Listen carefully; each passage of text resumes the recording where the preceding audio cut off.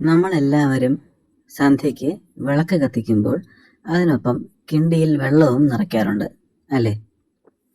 എന്നാൽ വിളക്ക് അണച്ചതിന് ശേഷം നമ്മൾ മിക്കവരും ചെയ്യുന്ന ഒരബദ്ധമുണ്ട്. ഒന്നുകിൽ ആ കിണ്ടി ഭഗവാന് സമർപ്പിച്ച ആ ജലത്തോടു കൂടി മാറ്റി വയ്ക്കുകയോ അല്ലെങ്കിൽ പുറത്തേക്ക് ഒഴിച്ച് കളയുകയോ, അതും അല്ലെങ്കിൽ ചെടിയുടെ ചുവട്ടിൽ ഒഴിക്കുകയോ, അതും അല്ലെങ്കിൽ സിങ്കിൽ ഒഴിച്ച് കളയുകയോ ഒക്കെ ചെയ്യാറുണ്ട്. ശരിക്കും ഇതെല്ലാം തെറ്റായ മാർഗമാണ്. വിളക്ക് വെച്ചതിൻ്റെ ഫലം ശരിയായ രീതിയിൽ ലഭിക്കുന്ന ഒരു കാര്യം ഞാൻ പറയാം.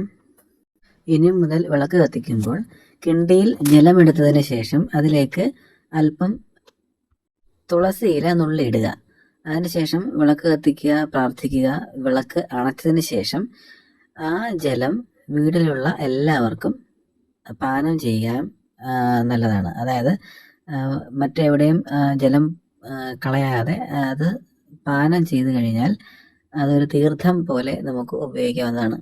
ഇതിലൂടെ എല്ലാ ദിവസവും ഇത് ആവർത്തിക്കുമ്പോൾ തീർച്ചയായിട്ടും നമ്മുടെ സാമ്പത്തിക അഭിവൃദ്ധിയും ഐശ്വര്യവും ഇരട്ടിയാകും എന്നുള്ള കാര്യത്തിൽ ഒരു തർക്കവും വേണ്ട.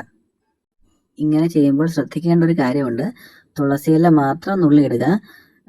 കറയുള്ള സസ്യങ്ങളുടെ പൂക്കളോ അരളി, പാല തുടങ്ങിയ സസ്യങ്ങളുടെ പൂക്കളോ ഒന്നും ഈ വെള്ളത്തിലിട്ടതിന് ശേഷം കുടിക്കാൻ പാടില്ല. കാരണം അതിലെല്ലാം ചെറിയ വിഷമയമുണ്ട്.